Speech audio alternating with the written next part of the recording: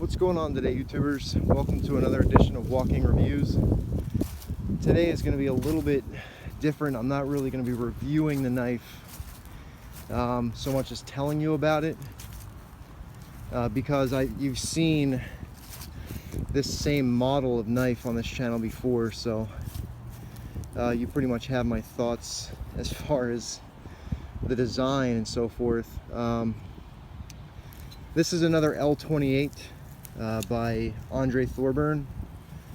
It's a special L28, which is why I wanted to show it to you.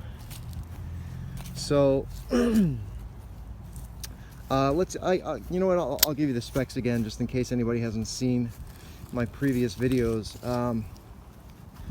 The blade length is 3 1/4 inches. This one happens to be of Damascus steel. You can see that beautiful etching on there. Really nice pattern, and then he's kept it satin on the flats there for his maker's mark.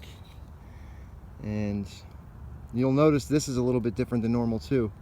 That doesn't say IKBS, and that's one of the main reasons I wanted to show you this knife. It's one of the only, if not the only, Thorburn I've ever seen. Well, it's definitely the only one that I've ever seen that does not use IKBS.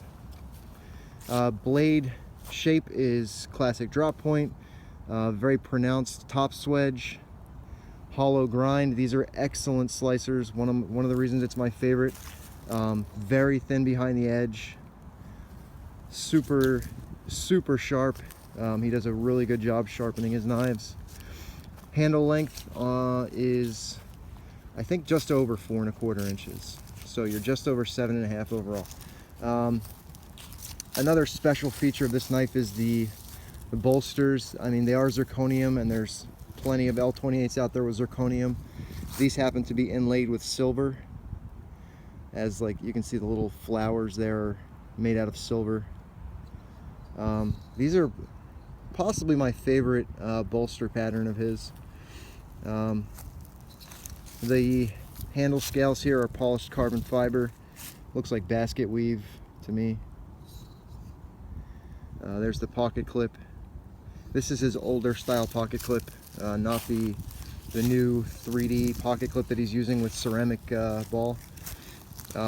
It does have the anodized and file worked titanium liners, the G10 backspacer, that little G10 red strip that sets the colors off. This is also one of the best and smoothest flipping Thorburns. You can see how smooth it is there. Very strong detent on this one, and exceptionally smooth with absolutely zero blade play. And the reason for that is this pivot system that he's used on this is totally different than any other L28 that I've ever come, not just L28, any other Thorburn knife that I've ever come across. And it's actually unique to bearing pivot flippers as far as I've seen.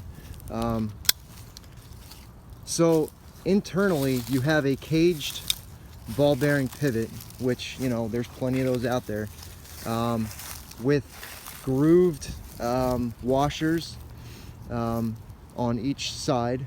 So the washers are pocketed for the ball bearings to sit in. And then in addition to that, there is, I believe it's copper, there's like a copper bushing. It could be brass, it could be, you know, it's just that it's the color of brass or copper. There's a bushing that sits on the pivot screw and sandwiches itself in the hole for the blade. So this blade, while it's riding on ball bearings, it also has a very Sebenza-like bushing on the pivot, so that no matter how tight, see, this is cranked down to the point where the blade, I mean, you cannot flex the blade at all.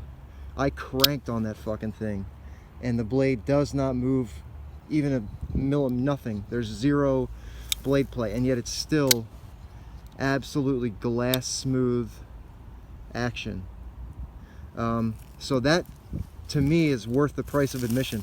This is one of the most expensive Andre Thorburns I've ever seen. This one was $1,800, which for me, way worth it. I've paid more for knives from other makers that couldn't hold a candle to this knife right here. It's absolutely perfect everywhere.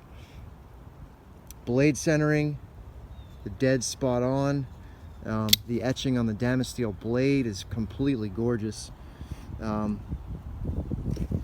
Yeah, just everything about this knife, which is, you know, that's not special for Andre. He tends to be very anal about every aspect of his knives, which translates to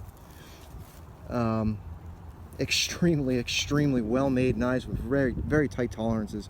Give you another look at the bolster there. You can see these are carved by the French gentleman Julien Marchal. I'm almost sure he's French.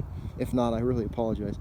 And he's incorporated the holes for the bolster screws into the carving, which is really cool. Some of Andre's bolsters aren't quite as exacting, I should say, in where the screws go into the bolsters. So sometimes it can mess with the carving a little bit. This one was very well thought out. Yeah, I really wanted to share this one with you guys because it's unique as far as I've seen in the flipper world. I'm trying to think of another flipper that uses a ball bearing pivot and a bushing, like the Sebenza type bushing, and nothing is coming to mind. But this thing, just it's blown me away so far. So I just felt like, you know what, these guys have seen the L28 before on my channel, but they've never seen an L28 quite like this. So alright guys, that's gonna wrap this up. I didn't want to review the knife so much as kind of gush about it, I guess. So I apologize if it didn't come off as a review. It really wasn't meant to be. I just wanted to kind of share it with you. So stay tuned.